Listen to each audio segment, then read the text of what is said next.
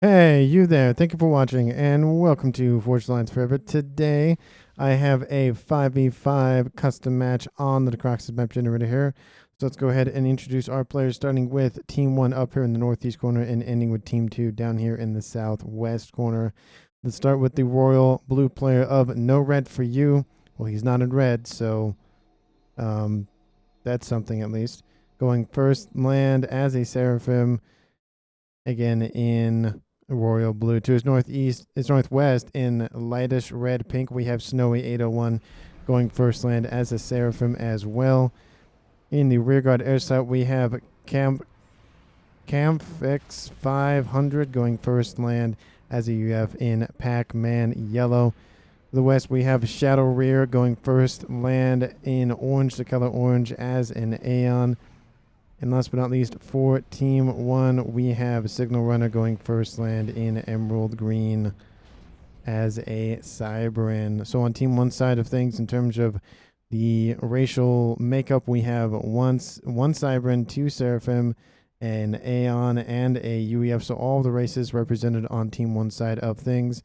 Down here in the southwest corner of the map with Team 2, we'll start with the Ruby Red player of Howl Baztec going first land, second air as a Seraphim. In Snow White, we have Hunter. He's going first land as a Seraphim as well. A lot of Seraphim players this game so far. To the west, we have Hot C, another Seraphim player going first land, second air in Chevy Crimson. To the north, in Royal Purple, we have an Aeon player of Rayla going again first land, second air in Royal Purple. And last but not least, in Barbie Pink, we have a Macro Noob going first land as a Seraphim, actually first and second land as a Seraphim in Barbie Pink. So the racial makeup of Team 2 is 4 Seraphims and 1 Aeon. No UEF or Cyber Tech available to them. We'll see how that plays out. It's pretty much the I wouldn't say the aliens, but it's the what do they call it in the campaign? It's the pretty much the invaders and the Aeon, who a decent amount of them do side with the Seraphim versus just everyone else. Whether that be Seraphim, Aeon, whatever that, or UEF or Cyber, whatever that may be. In terms of reclaim on the map, we have. Let me pull up the little 10,440, probably about 11,000 would have been my guess. I think some of the reclaim has already been scooped up. I mean, there is reclaim in some of the main bases, so I wouldn't be surprised to be about even a 10.5k, probably something around that. This isn't a 20 by 20 as the little 20 by 20 indicator on the right would indicate. It's probably about a 15 by 15. Looks about right. But let's see how the map goes in terms of mass points. Well, there's a decent amount around the lake here in the, actually that's more of a pond. The pond in the middle, this is section of 5, section of 5. There's a decent grouping up here in the northwest and southeast corners, and a decent amount here in the north and south as well. So a decent amount for players to scoop up and start funneling into weapons of minor or mass destruction, depending on the unit or structure. We have to the north, Shadow Rear and Signal Runner are moving to the west, securing a front line here on that northwest corner. And we have both the comms of Snowy and No Red for You on this eastern side, pushing that eastern front for them. We have a couple of the Selens getting a nice little readout on the enemy front line. Not really a whole lot going on. Similar strategy here from the players for Team 2, Hunter and Howl Baztec getting a eastern front. While only the comm of Macro Noob has left his base, it does look like Rayla does decide to start leaving.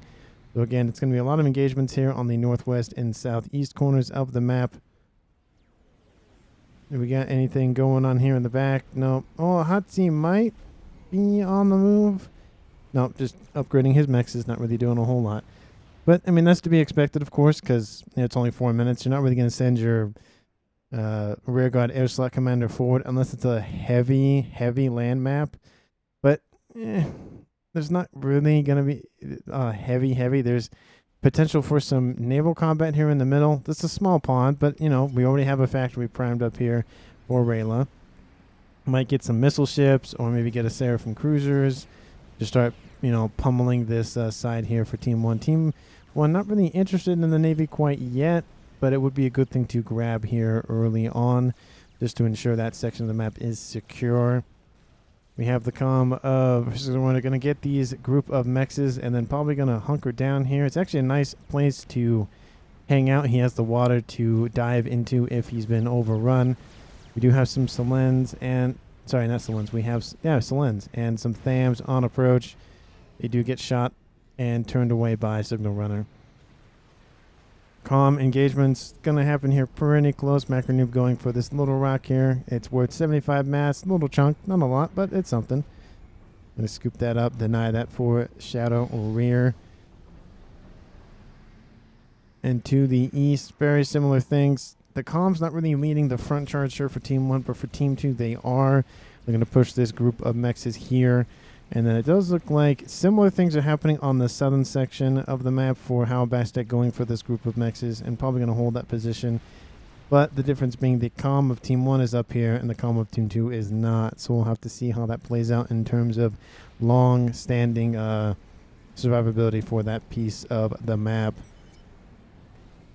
Let's see, do we got anything going on? Any early bombers? No, not really a whole lot. We had a bomber over here, but that was just for taking out early units. Not really a lot of aggressive plays from either of the teams, especially the air players, but we do have a couple of upgrades going down. One for Engineering Suite T2 and one for gun and range. I wouldn't be surprised to see those flip here pretty soon. One get another T2 and one get the gun. We have Rayla going to go for that Aeon Sniper Comm, getting the range, and then the speed, and then probably the advanced range afterwards.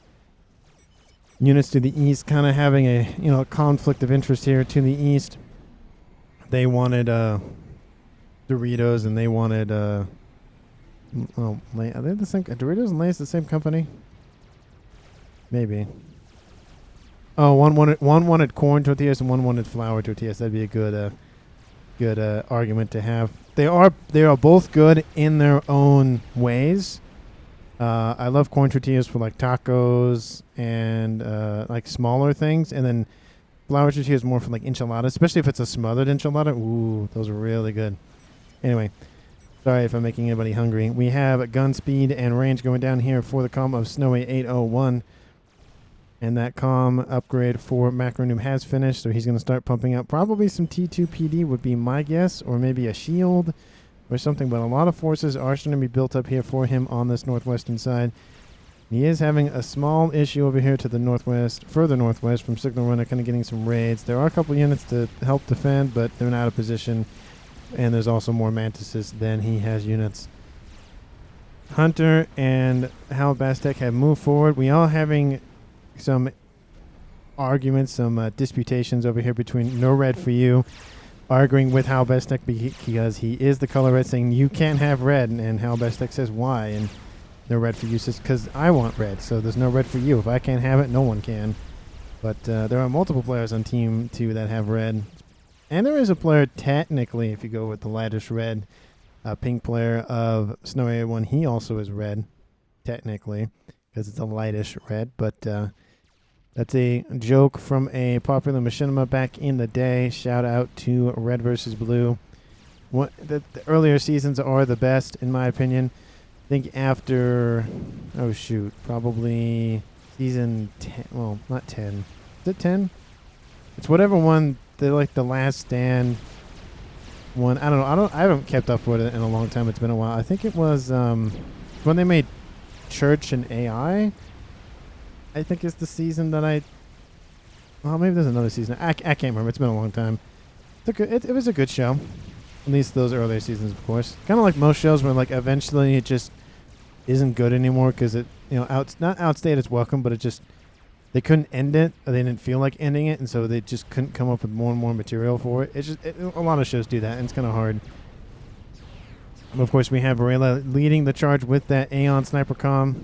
Doesn't have the, don't think she has the, wrong player. Doesn't have the gun, the double range upgrade, I don't think. No, just has the regular range. Wouldn't be surprised to see her get that. I think it's her. Get that upgrade on. But we do have the comm, surprisingly, of Kampf has moved forward, assisting the front line here on the southeastern side. This will have a power imbalance, allowing Team 1 to probably gain more ground. Whoever knows, maybe Team 2 will get a snipe on the air slot, but don't really see that happening. Just going to have that comm sit there. Wouldn't be surprised to see at least some T1 factories be spammed up. In the southwest for Hatsi, we do have T3 air. His opponent also has T3 air pretty much about the same time. No, Hatsi is a little bit farther ahead with that T3 PGen, but not far behind for camp. So again, not a huge issue, but if Team 2's air player stays ahead, that will become an issue as time goes on. Region or going down for Snowy, going to be a little more aggressive, going to be able to heal these units up and keep them alive longer. We have Utashalas being built up here for Snowy as well, just securing a front line. We do have the comm of Hunter. He has a gun upgrade pushing forward. Again, he is facing off against two commanders. One of them is not upgraded. One of them is. We don't have assistance here from no red for you. Almost said no soup for you. That's whenever I see that thing. But how Bastek is on an upgrade, so he won't come and assist. At least you could have sent your units at least to come assist. But this is a 2v1 situation, and PD have been built. Hunter is going to be forced to retreat, and unfortunately, if both these comms decide to just walk down that commander, it is game over. But Hunter getting a lot of damage onto camp. He's fallen into the yellow, going for reclaim. Was that a misclick? Maybe. But Hunter is falling into yellow as well. Camp will retreat, will not be able to get that comm, even though red for you comes in for the assist. Hunter has fallen into the red. This could be an early ejection here, sub 12 minutes. On no hit points and dies. That is the first kill. Do not kill, bruh. Says no red for you, probably illustrating the fact that handing over a base to a player in the game this early is kind of dangerous. But if you're able to get a lot of damage done, it might not be. But we never know. The comm of how Bastek is under threat once again. Not once again, but is under threat currently. Have some Ilshis here and some Yenzin as well. Nice, decent amount of units. Also T2 anti-air. Good to see that mixed in as well. But he is under threat once again. Keep saying once again. He keeps getting pushed back into this corner. His units came over here to the east to protect that main base in the south. But some units have punctured through that front line and are now dealing damage to mexes and other infrastructure. It's not really looking good for Team 2 on this eastern side. How's that western side going? Well, not much better. They are mounting some sort of push here to knock out signal runners production facilities up here, and they probably won't get it. There's only one T2 PD in the mix. There's a lot of T2 units that will fall, take out the intel installation, and all of these factories will go up in smoke here pretty quickly. So there is again a seesaw, a back and forth effect here. Team 1 is losing the north while Team 2 is losing the south. They've kind of cut off some of these units here for Team 1, but they are still pushing forward. Don't know if they're running away from the comm. I don't know what's going on. Maybe they're going to try to go around.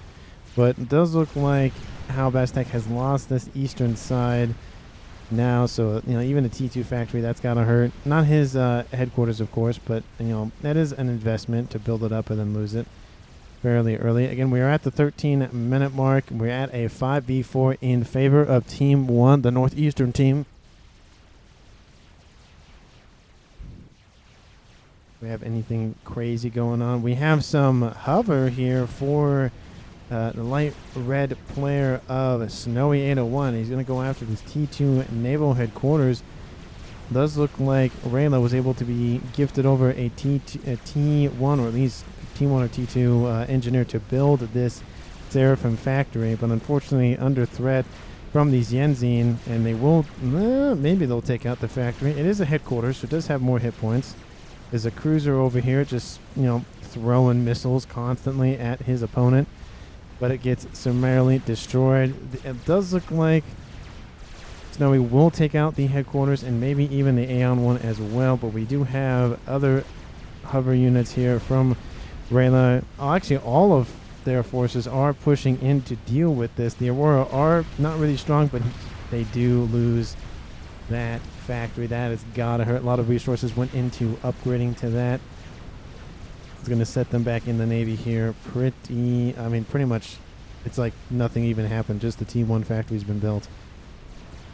That's gotta hurt. So definitely a win here for Team 1 in the naval game that they're not even participating in. So, not already a loss to them. Only more of a delay at this point. Which, again, delaying the enemy is also a good tactic as well. You just delay them to the point where you build up and then you win. So, that could be their strategy here with this little pond in the middle. Lots of walls being built to just ensure the horrible pathfinding here for units here on this eastern ridge. You can see they have to go around this little wall, and then they have to go this way, and then maybe they go this way, maybe they go this way. So it's going to be like a maze here, labyrinth being built here for Shadow Rear. It is a strategy. It's not super effective unless it's like everywhere, and you could just have an enemy, enemy units just target it and blow it up. So it's not a huge issue, but it does take time. Looks like there were some harbs dropped off. At least they were dropped off. Maybe they were dropped off. No, they had to have been dropped off. I don't see. Oh yeah, there is a. Oh, that's a Team 1. I can't carry T3 units. But there are some harbingers here for Rayla, and they're going to take out some engineers. Probably go after a intel installation. That would be good. There is a sniper bot retreating as we speak. A counter harb has now been deployed. Not really going to do a whole lot. We'll be able to take out one of the harbingers, but it will die. So again, 3-1. But these do run into the column of Shadow Rear, and they will fall here fairly quickly. So definitely an interesting push, but it was a nice distraction because now there are T2 units over here for Macro Noob. We're going to take out a T2 factory, T2 mass extractor. There are probably at least 3 T2 factories here they've taken out. The base here, 4 Signal Runner, is still alive, so that's pretty surprising. I felt like Macro had enough to deal with this, but I guess not. Another T2 will go down, and probably they'll get one more, but there are a bunch of ASF to help protect the one broadsword. Looks like this broadsword is going after these 2, well, now 1 Ilshis. So a lot of work. 1, 2, 3, 4, 5, 6, 7 T2 mass extractors were taken out. That's a huge amount of eco. And speaking of eco, Team 2, the red team, at least on the board, we have Christmas colors, green and red, is leading the mass generation by about 230 mass a second. I'd say 200 even. And they're leading the total mass accrued as well at about 35k. So a decent chunk, about a monkey. I think it's a chicken's worth. I think a chicken's about 30 something. I think it's about 30 something. I know the monkey is the cheapest at like 20,000 something. Oh, let's see. How much is a monkey worth? Let's see. Where's the Siren player? Okay. Signal Runner. Signal Runner doesn't have T3 yet. Never mind. Can't look it up. But once somebody builds a T3, I'll look up to see how much that monkey costs. But I know it's definitely more. That's definitely more than a monkey. At 50,000 now. Team 2 has crossed the 1K mass threshold. And we didn't even take a look at ratings here. The highest rated player in the game is Macro Noob at a 1900, followed by Rayla at an 1800. And the lowest rated player in the game is Hunter, who died very early. He was the white player at 1300. So Team 2 leading the average by 80 points per player. That's a decent chunk. And this is a 91%, so it's not terrible. It's not like 93 plus, but it's it's not the worst thing. We are having a drop here, and one Otham, but it does take out these engineers, and the Uthashala will open it up. And I don't think this is going to go anywhere, unfortunately, for the red player of How Bastek. Take out the engineers, prevent any more building up of PD, and then even the Otham dies. All he has to do is drop another one in, and that's it. Yep, gets taken out by a missile launcher. And actually, that was a really good snipe there. And that one's actually at 5-star vet mass extractor, missile launcher. Don't really see that a whole lot. That's probably why the Otham was sent to this location to deal with that. We are having Othams appear on this eastern side for Team 1. So again, a lot of emphasis to push this eastern line. They sense that the eastern side is weaker than the western side. That is their focus here. We have counter missiles.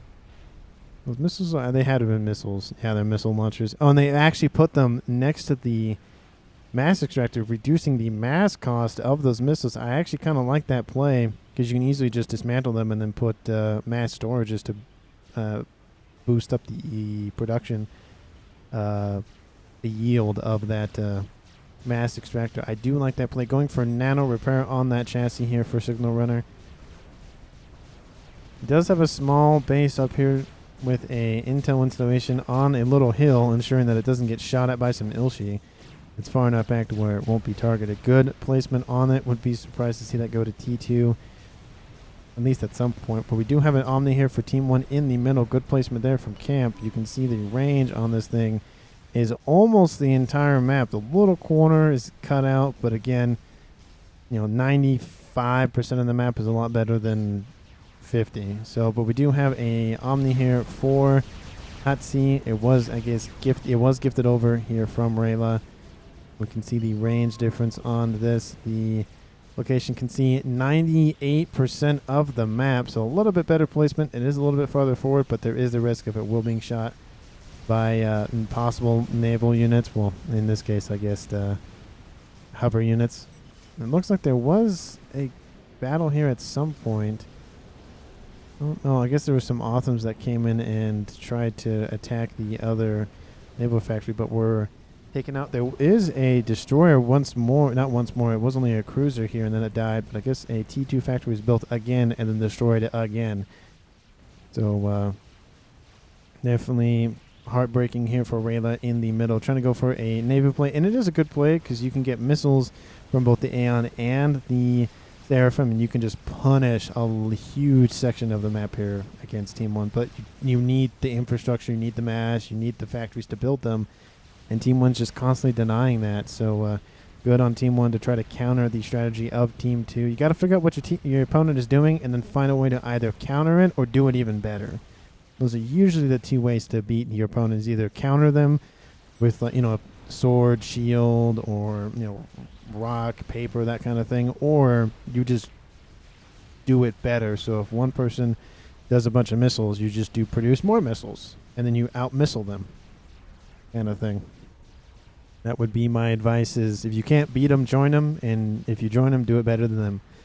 Pretty much the little tip here for today. We are at 22 minutes. No one has died. It's a little bit quiet. We're having more base wars-ish. We just have a bunch of missiles on the eastern side for Team 2. We are having some movement. A lot of anti-air. Some lightning tanks are pushing that front line. There's a couple sniper bots on this little hill overlooking the incoming units for Team 2. I wouldn't be surprised to see maybe a bomber or two try to take these out. There's no AA. Oh, there's a couple of, flak, but if a strat bomber or something came in, couldn't really do much against that. But these sniper bots are pushing forward, going after the main front line here for Team 1. Not going for this base over here, but missiles are being launched to maybe deter. But let's see, what are they going after? If they're going after the Team 1 mechs, it's not really worth it for a bunch of missiles. But it looks like they were trying to go after the lightning tanks, and they take 1, 2, and 3 of them out.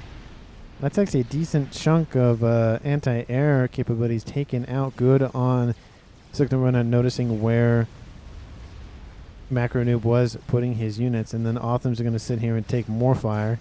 That's going to hurt. More walls constantly being built here. Almost like it's art at this point with all the designs. But sniper bots being taken out by other sniper bots. It's always fun to watch. It's like 1v1, but we have an air fight here to the east. It looks like Team 1's player of camp will win the air. Huge advantage here for Team 1. If only the Navy was spammed up to ensure that there's an airlock here in the middle to ensure that ASF can't fly over the middle. But unfortunately for Rayla, that is not the case currently, because they have been set back multiple times.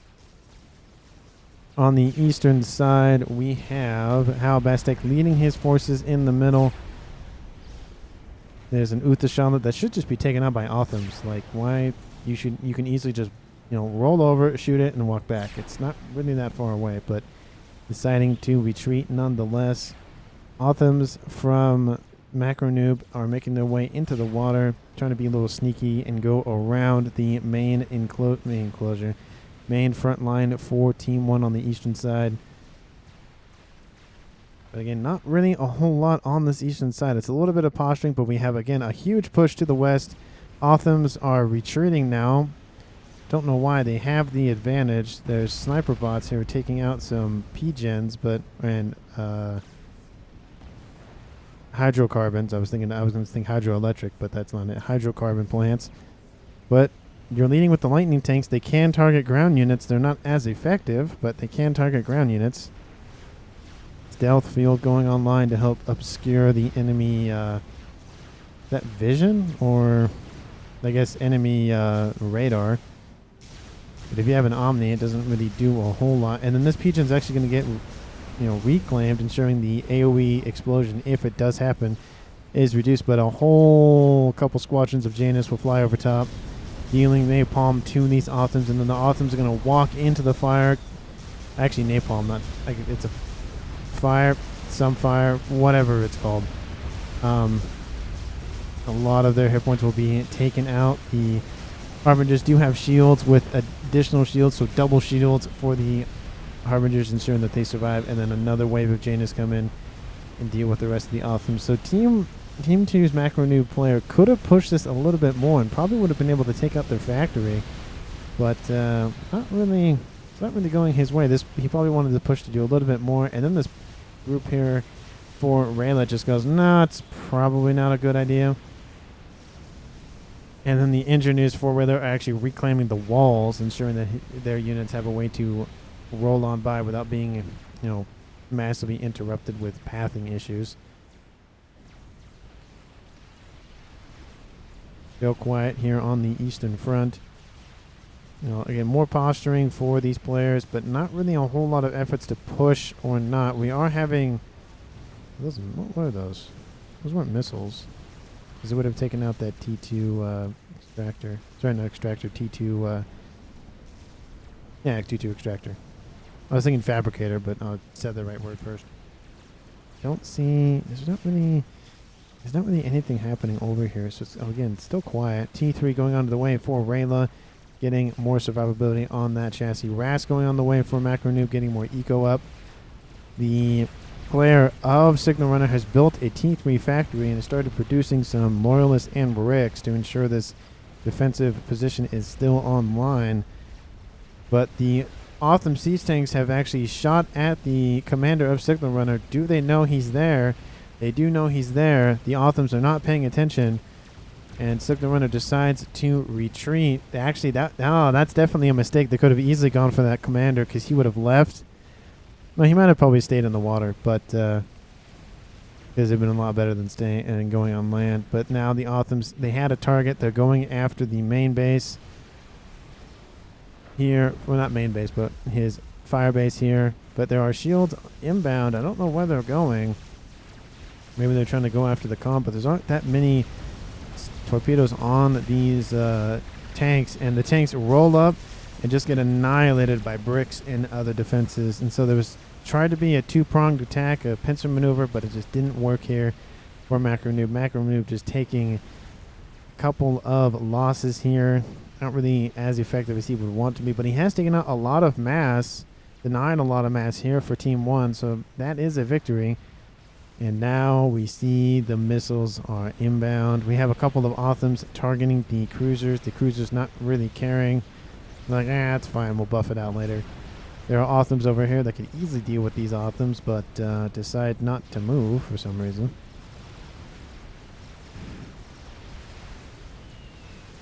The Omni is still online. That Omni should be in range. Oh yeah, most definitely in range. It is not being targeted. Oh, as I say that, now it's being targeted. I was going to say, you take out the intel, blind the enemy, and then push forward. Pings going down. Transfer of control. Rayla gives control over to Macro Noob to try to micro this northwestern side a lot better. Looks like they're going to focus on the central side. There's only really two major lanes. There's the water, but that doesn't really count. You have the top lane and bot lane, of course, because we're doing the traditional league placements because they are placed in similar positions. Actually, the same positions. But I always like playing on Team 1 for League because you have, it's just, you know, looking at like this versus looking at like this, you just, for some reason, you have that bar on the bottom and it's a lot easier to view what's up here than it is down here. So I always like playing on this Southwestern team or side a lot better than the Northeastern team. And I'd feel the same way with FAF a little bit.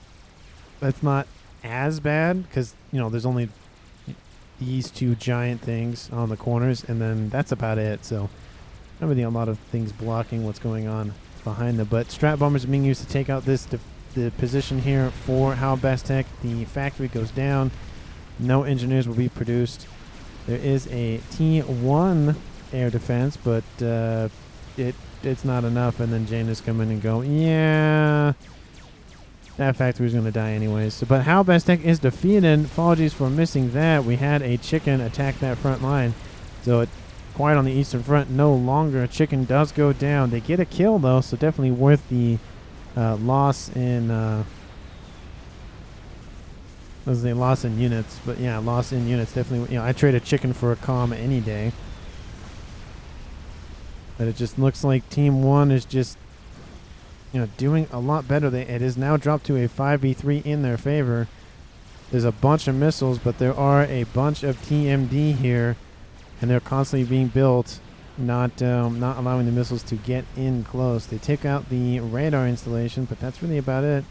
Trying to go after the mass extractors for Shadow Rear. But the volcanoes are the best TMD, and you can see distracting multiple missiles with those little flares.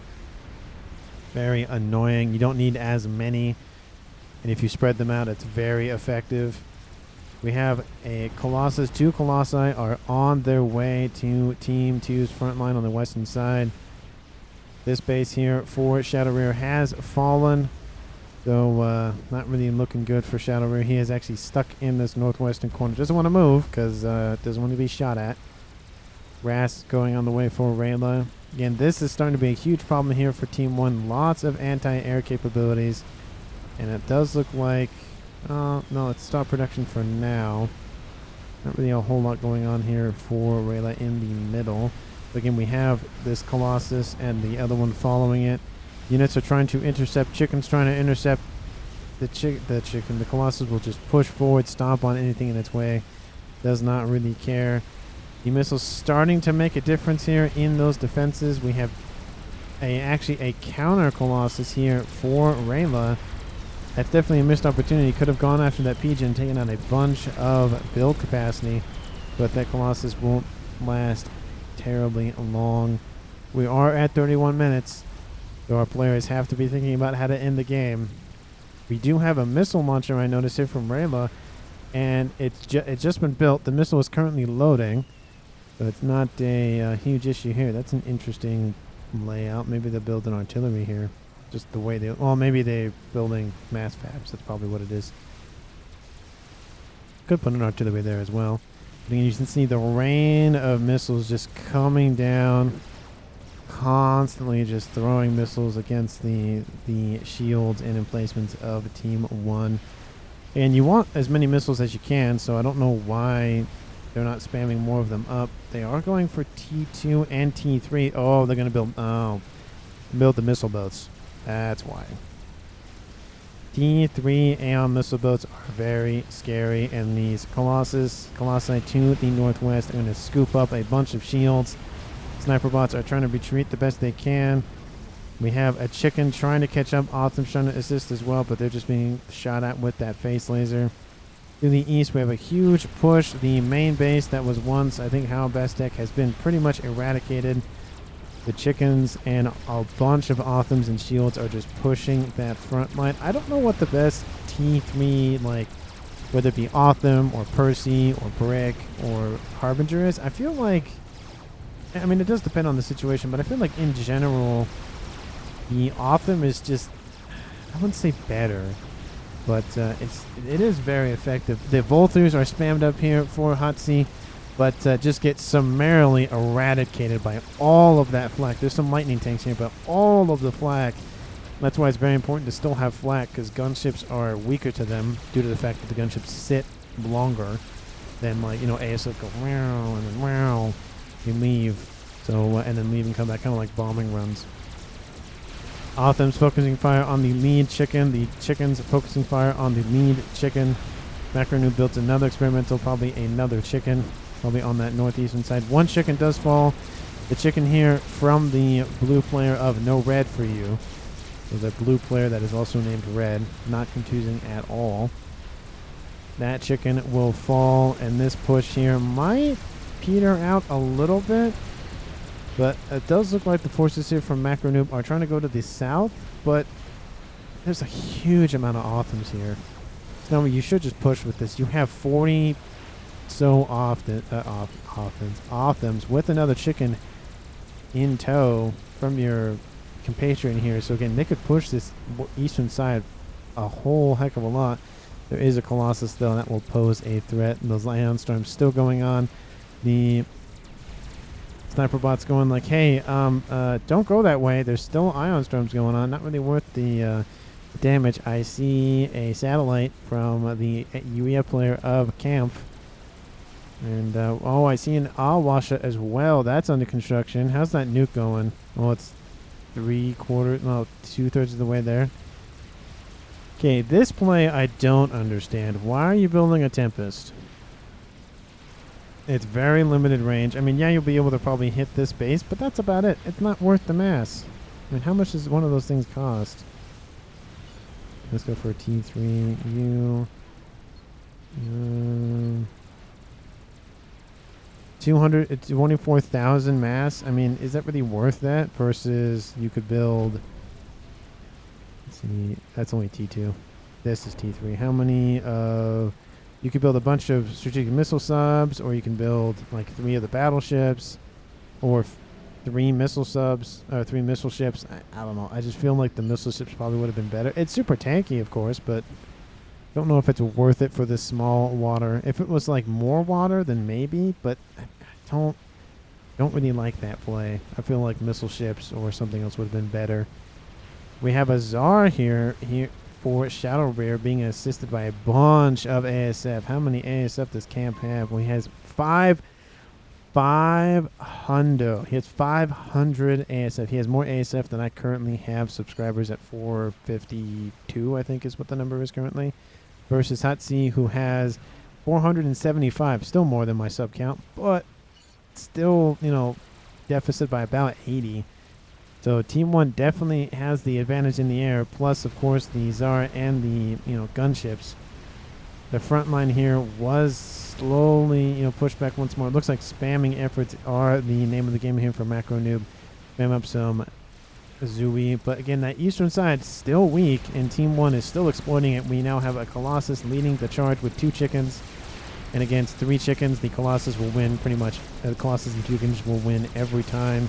Unless the chickens fall and deal a bunch of damage, that doesn't help. The Awasha comes in, was finished. That's going to hit and do a lot of damage. Shields fall, take out a bunch of units. Another chicken appears. The lightning tanks do a number on the hit points for that experimental bomber. One of my favorite units. Of course, in doesn't matter, air, air, sea, land. One of my favorite units overall. Highly effective, lots of damage. Looks really cool. And, you can just see the mass from that. It's like a little mini nuke. It's like a Billy nuke almost.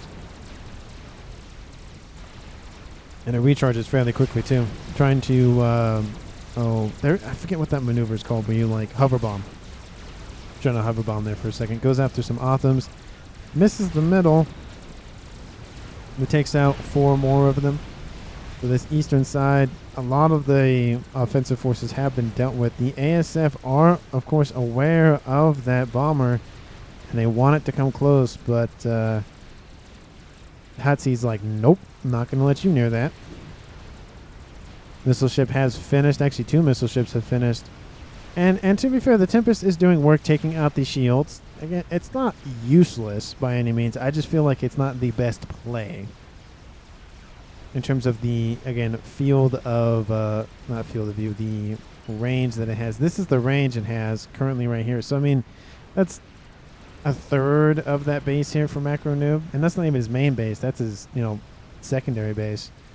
Not really the best thing, but we have a teleport here from this SACU going after, looks like, the engineers. But the shields are just too strong. They're actually taking out the shield next to them, and then he notices it, takes that out, then goes after the other shield. Looks like they were going after the Novak centers, and we have a nuke launch, most likely from that nuke launcher from the back. Yep, from the Apocalypse launcher next to a Hovatham. Not the best placement of those, but the artillery. But anyway. And where is it going? It looked like it was going for the main base here for Camp. Camp does not have SMD. That 37 minutes, you don't have an SMD? Is there even an SMD? Well, it's over here for Signal Runner, but that, oh man, that is definitely an oversight there. And this nuke will launch, or sorry, will land. Kaboom. Not the prettiest nuke available, but the second prettiest. The Aeon nuke is a nice little pulsing effect there. A lot better than just the fireball. It's, again, the best nuke in the game to watch is the Yolo, and then the second one being the Seraphim regular nuke, or the AoE, the explosion from the ACUs. That's my second favorite. But a massive Strat Bomber run is on its way. It looks like it's going for that nuke launcher, but there are some SAM sites or T3 anti-air defenses. Will they do Endember on them? Well, let's see. There's not a lot of shielding. The bombs land, impact the second shield. They're trying to get both of them, and they get both of them. The Hovatham and that nuke launcher. Ow, that's gotta hurt. And they take out the mast with the nuke too. Ooh, that's gotta hurt. And then Strat Bombers over the top go for some secondary kills for some air grid. Doesn't really do a whole lot because of the shields. I hear artillery in the distance. What? Where is that coming from? Hovatham. Washer bomb lands again. Goes for this secondary base over here. Doesn't really have a lot of shields left. Guns take out some bombers. But there are some emplacements here, and it won't last fairly long. Trying just to hover bomb. Bombs, takes out some of the shielding, and then collapses and lands. Doesn't really do a whole lot. Takes out a couple of shields, but that's really about it. There's an SMD down here for some reason. I don't know why. It's kind of weird. What do we got going on? Well, there's a huge hole in that air grid. Still has a decent amount of the air grid left. A huge hole. I do like, again, the decentralization. This grid isn't connected to this grid, which isn't connected to this grid, which isn't connected to this grid. So we have Camp going for a decentralized approach, and he can also build some back here as well.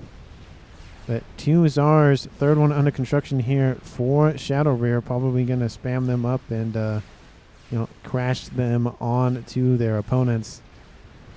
What do we got going down here? Just a secondary air grid again. Hatsi having secondary air grid, but again, all the rest of it is still attached. Has a small group here as well. So trying to follow a similar pattern for his as his opponent. But we have a shielding over here, a bunch of SMD. We have a Yolo. Yolo is under construction currently. It's a little over a third, close to half, so 40 minutes. We might see a 45-minute Yolo, maybe, which I don't know how early that is. I think we saw a Scathis that one game super early. It was like sub 30 minutes. I feel like a Yolo is more expensive. How expensive is a Yolo? Let's see. No, wrong thing. Yolo, 187,000, 188 rounded off. I mean, that's a lot versus the Awasha, who has 48,000, and the chicken, it's 26,000. So they did have enough for that difference was enough for a chicken. Speaking of, what was the cost for the monkey? Now that I remembered it. It was exactly so it's 20,000 even. Okay, so chicken is not that much more expensive, but the Scathis is even more expensive at 220,000. So, wow, that was just a lot of mass that one player had that game. Jeez. But we have Hovatham Where is it? I see it. Yep, there's the Huffetham. It is shooting its plasma out at, what is it aiming for? Probably the opponent's Huffetham? Yep, going for the opponent's Huffetham. So artillery wars are in place here. Actually, not directly going for it, going after the mass fab farm right next to it. So, again, not the best place to put artillery is next to your the things that go boom when they get destroyed. Not really the best placement, but the Huffetham is now targeting the air grid here for camp, trying to deny air. I mean, you could go for the Novaxes that are sitting right here. That'd be a good play too. But or the artillery. The air grid is good, but the enemy artillery is focusing yours. You need to focus theirs. And that's the issue with artillery, is that you pretty much become deadlocked.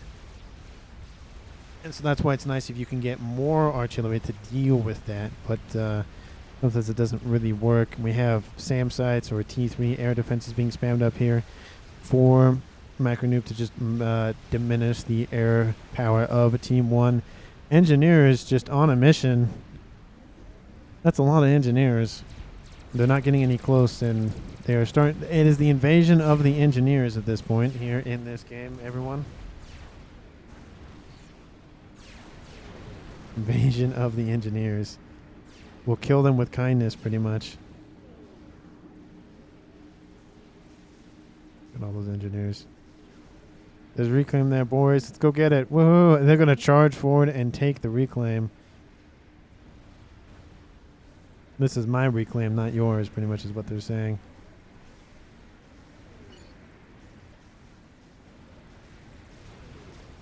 Let's see how those missiles are going. Well, you know, I mean, they're making some progress, but not a whole lot.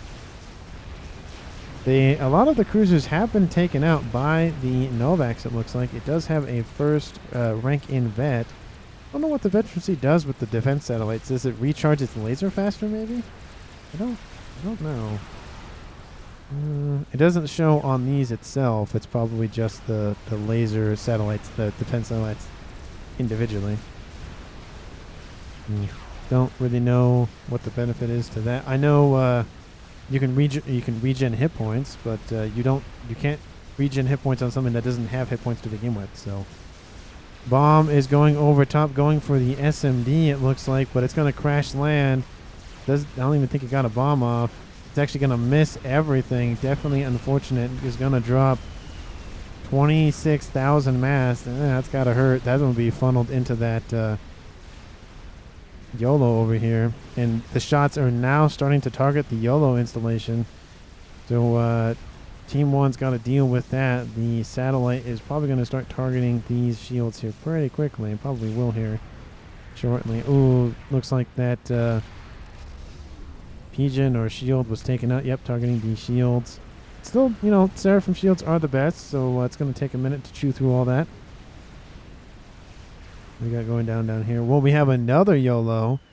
So it's a Yolo versus a Yolo here. Which one will finish? Oh, we know which one will finish first. It's no red for you. He started it way quicker. And so that will be definitely a benefit to him. They already have SMD in place. Do they know about the counter Yolo? They know nothing about it. So if Team 2 can keep that under wraps, they might have the advantage of not being found out. But Team 1's Yolo will be finished first, so definitely it isn't looking great. The shields are starting to collapse around the Yolo, but engineers are trying to spam up regenning the capacity for the shield. And another Huffetham has been completed. A third one looks like it's under construction as we speak. Again, I appreciate building the shield first and then the artillery to ensure that it survives. Strategic launch detected. A nuke, actually from a nuke sub, a silencer. Where is this one going? It's going for... Oh, it's trying to edge out, I think, the Huffethams, but there is that SMD right here. That will shoot it down. Probably actually could have put it, had he put it over here and fired it, he might have been able to get away with it, maybe. Let's see, what's the... Oh, no, wouldn't have been able to get away with it. I always underestimate the range of the SMD. I feel like it's a lot shorter. But we have a Awasher over here, not really doing a whole lot. ASF's being dispatched to deal with it. Definitely disappointing to see it just kind of die. It's trying to turn around. Nope, it's dead. It's always disheartening to see it just go to waste. But they took out a Czar though, so that's something. I don't know. Strategic launch I like detected. Czars. I prefer Awashes. But the first Yolo nuke has emerged from its silo, and it's probably... Where is it going? Oh, it's going for this SMD that has 2 in it. The Hovatham is still online. A lot of the shields have collapsed. Not really looking good. It will be taken out. The second one was under construction, but will not last very long. And it goes down, unfortunately, for Team 2. The Yolo nuke was targeting that installation. 1 and 2 takes out. The curve does occur, but it doesn't get anywhere. The goal for Team 2 now is spam up SMD and pray. That's pretty much it. Don't worry about mostly anything else. Just spam up SMD because it's pretty much just going to be a war of how many missiles can be launched before the other one. How many missiles can you shoot down before the other one finally destroys you. So it's pretty much a race to the bottom in terms of depleting anti-nukes. Another nuke finishes. That's the second one. Oh, and then for those kaboom. Sorry for the... Oh, actually, it didn't land, so I don't have to worry about it. I will say kaboom because this nuke is going to land. Now there's no SMD loaded, and this nuke will land toward a hole in Rayla's main base. Artillery tearing a hole in the air grid. Not really looking good. Oh, we're going to have cascade? Oh, no, just a couple of them. Not really going to cascade yet. Shields trying to be spammed up. Sam's starting to spams. SMD trying to be loaded fairly quickly. That nuke will land. And unfortunately, you can't really zoom in. It's like above the viewing. So we'll see it from here. Kaboom! Takes out everything. You know, gateways, pigeons, everything. Oh my goodness, that's a huge hole. Actually, this SMD is still online, and this engineer. This got destroyed, but this did not. Strategic launch Please explain. detected. Another nuke. That's the third YOLO. One of them has finally landed. And SAM sites are on their way. It looks like they were gifted over. Maybe? Huh. Wonder why they were gifted over. Maybe oh, I guess it's easier to micro like for Snowy because he's already targeting everything on Team 2's base. That's probably what that is. Strategic launch If detected. that is, that's a really good move. The air grid just getting decimated. Shields have fallen everywhere. And that nuke is Strategic going to launch land. detected. Another nuke gets launched from this little silencer here. And kaboom. Oh, there are all washes being built. Oh no. all the engineers go up in smoke. Oh, we had a attempt here from these washes, and oh no. They almost take out 2 of the 3 Launch detected. Hovathams. Had they gotten probably another pigeon or 2, that would have been it. Ooh, but that's gotta hurt. That literally only 250, 2,500 hit points, and sub 60-something%. But it's gotta hurt. That probably could have brought them back in the game, at least staved off some more incoming fire. But man, that's gonna hurt. Strategic launch Counter YOLO has started here for Team 2, so it's YOLO versus YOLO and artillery, which just by the numbers, Team 1 and Novak. So Team 1 winning the, game ender situation here. 2 Novaks is a YOLO and 3 Hovathams. Definitely a huge chunk of artillery and an emissary, because why not? 4 artillery and a bug, because again the answer is why not. 2 megaliths are on approach. We have a Tsar and macro nuke control case. Doesn't die to anything. Just decides that he doesn't want to play the game anymore. So the highest rated player of the game just says, see ya, I am out of here. I'm going to play a different game now. Again, YOLO nuke gets shot down. YOLO nuke from... Where are you going? Oh, we have 4 Colossi on approach. That a point defense YOLO. The nuke will land. What will it do to these Colossus? But first explosion goes off. AoE keeps going. Decent hit on that Colossus. Bugs are on approach here to help assist. We have a 4-star Colossus, 5-star Colossus, and the Yolo kills the bug. Ooh, that's some friendly fire there. Ouch. Oh, this might be a mistake. The Colossus are stopping, giving time for Team 1 to, counter this push. We have a bunch of Stingers on approach here for camp. Where are the ASF or even the Interceptors? Anything. There are none to be found for Team 2. So these Colossus will start falling like, I was going to say giants, but just, be stabbed by 1,000 little needles. Like they all have needlers from Halo just like stabbing them constantly. And too bad they just don't explode, but yeah, it's not really going well. Are the AoE explosions... The AoE explosions from the chicken are actually killing some of the gunships. That is hilarious. So a bunch of friendly fire here in this game. But a second Colossus falls. Oot, the Shallows. Are they even going to get close? Well, this is where the Yolo is. They are not getting close. Another wing of gunships go down to friendly fire. The third Colossus will fall. It was, 5-starred. Ooh, this is gonna hurt. The last Colossus will die as well next to his brother. Making no progress. We'll get some AO explosions to the... Yep, kills a couple of gunships and then all of those mass FAFs. But again, that's not really worth it for a Colossus. Hatzi's base has just been torn apart. Half of the air grid is gone. Again, the Yolo still protected, though. That is the main thing. Shields, shields, shields, and more shields. And then don't even stop. Build more shields. Never stop building shields. Yeah, it's good to just constantly regen the shield, but you need to push the shields out even more.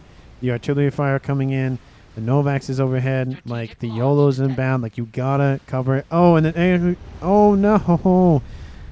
Raylo was under the water, and the nuke went for them, and it was defeated by no red for you, dropping this game to a 5v1. Team 1 is looking at a perfect game. No players dying. But luckily for Hatzi, the T3 strategic missile submarine is still alive. I don't know if he's going to prioritize it, though, but a Yolo nuke will land against these... naval factory, so no more naval units here for Team 2. And it is not really looking good for them. Not really good for Hatzi. It is him versus the world. His eco, what's his eco at? Well, 2,000 mass a second just for him alone versus almost 3,000. So, honestly, that's fairly good considering. It's not really looking good, though. Not really looking good. Can they survive? Protect the Yolo at all costs.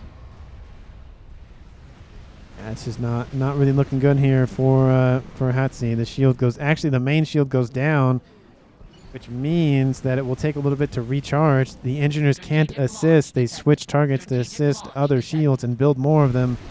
That shield falls. Shield coverage around the Yolo has fallen. 3 of those core shields does get taken out. This one pops online, covers most of... Oh, actually, almost all of it. But again, you have to build more shields. You can't stop building shields. And the artillery ran in, take out the pigeons next door. The air grid, again, slowly falling once more. And they just can't build enough. They just can't build enough. And it's not really working. The SMD goes down. More engineers go down. They're trying to spam up shields as fast as they can. The Yolo is going to stay alive for now. Can they hold out? Don't know. They're losing build power as we speak. You might as well just get rid of the pigeons at this point. They'll just kill more things than help. Not really starving for power is at 60,000 plus, so you can get rid of those. But again, not a good idea to put your experimental anything next to an air grid. Not really a good idea. Just spam it up as fast as you can, engineers, because that's all you got. It's the shield and the Yolo versus the world here. Not really a whole lot's going to happen. Can you hold out for as long as possible? We are at 53 minutes here. Not really looking good for Team 2. They have 1 player left. Their northern side is falling. Their eastern side is being punctured by a lot of chickens and Othams and lightning tanks. We have the emergence of the crabs from the water, their natural habitat. Well, One of their natural habitats. The Colossus falls. The other Colossus falls. We had a explosion over here from a Rascom, apparently. With the Yolo just being pumped out. You can see the difference here. Bunch of shields, and they're focusing the Yolo.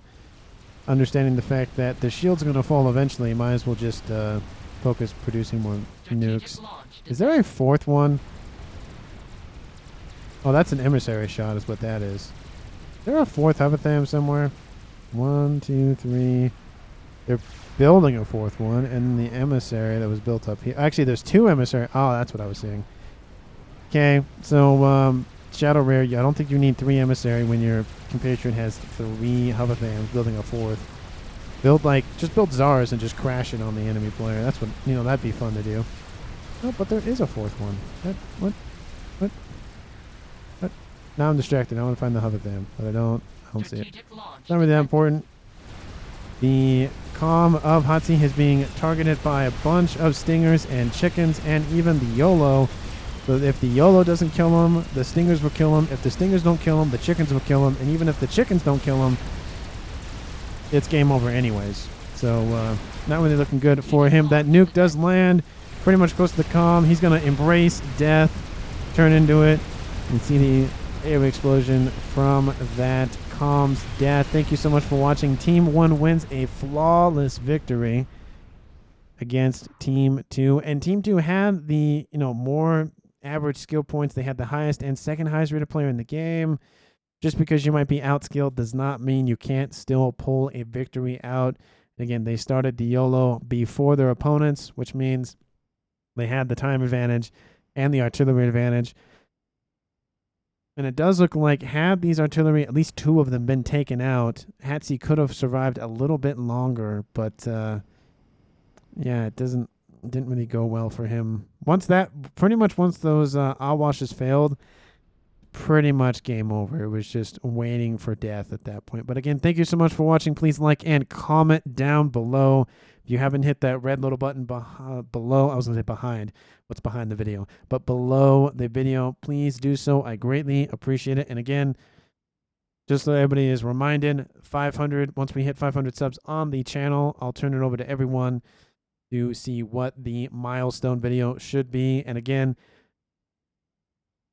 almost anything is on the table for FAF content, for Star Wars, Working the Rebellion content, a different game, whatever it may be. Let me know when I drop that poll for everyone to participate in. And again, thank you so much for watching. I greatly appreciate your time and attention, your eyeballs, and I will see every one of you in the next one.